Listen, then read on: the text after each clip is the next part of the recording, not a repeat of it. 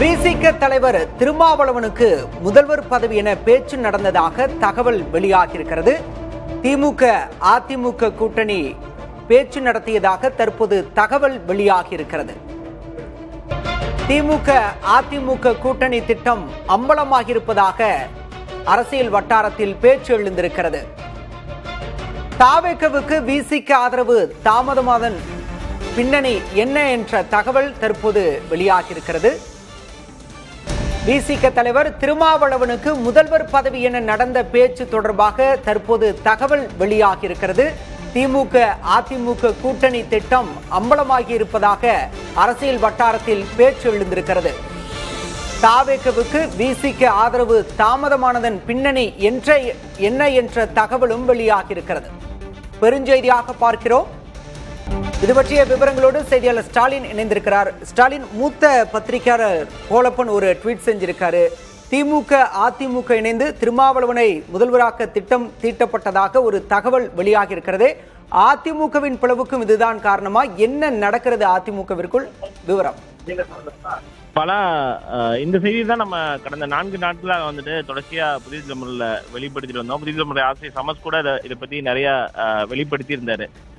அதை உறுதிப்படுத்தும் விதமாகத்தான் மூத்த பத்திரிகையாளர் கோலப்பன் தற்போது இதை வெளிப்படுத்தி இருக்கிறாரு.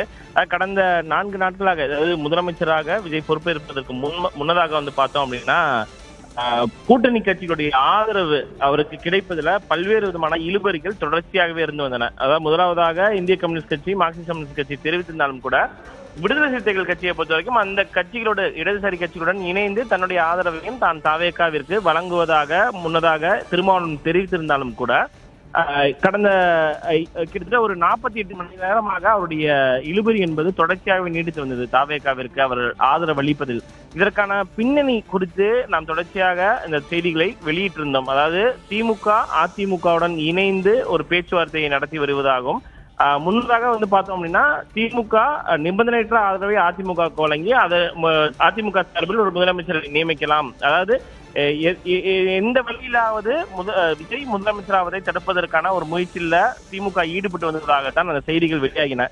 இந்த ஒரு நிலையில தான் அதனை முழுமையாக அதிமுக உறுப்பினர்கள் ஆதரிக்கவில்லை. திமுகவுடன் இணைந்து நாம் செயல்படுவதா அப்படின்ற ஒரு கேள்வியை முன்வைத்து அப்போதுதான் அந்த கருத்து முரண்பாடுகள் அதிமுகவிற்குள் எழத் தொடங்கின. தற்போது இந்த 2 பிரிவுகளாக இருக்கக்கூடிய நிலையில அந்த கருத்து முரண்பாடுடைய தொடக்க புள்ளி வந்து பார்த்தோம்னா அதுலதான் எழுந்தது, திமுகவுடன் நாம இணைந்து செயல்பட வேண்டுமா என்பது. அதன் பிறகு வந்து பார்த்தோம் அப்படின்னா திமுகவும் அதிமுகவும் ஒரு விஷயத்தை முன்னெடுத்தாங்க. பொது வேட்பாளராக, முதலமைச்சர் வேட்பாளராக திருமாவளவனை முன்மொழிந்து ஏதாவது ஒரு வகையில் தாவேகா அரசு அமைவதை தடுத்து விட முடியுமா அப்படின்றத பல்வேறு விஷயங்கள்ல தொடர்ச்சியாகவே வந்து பேசிட்டு வந்தாங்க. அதனை உறுதிப்படுத்தும் விதமாக தான் தற்போது மூத்த பத்திரிகையாளர் கோலப்பன் இந்த பதிவை ஏற்றிருக்கிறார்.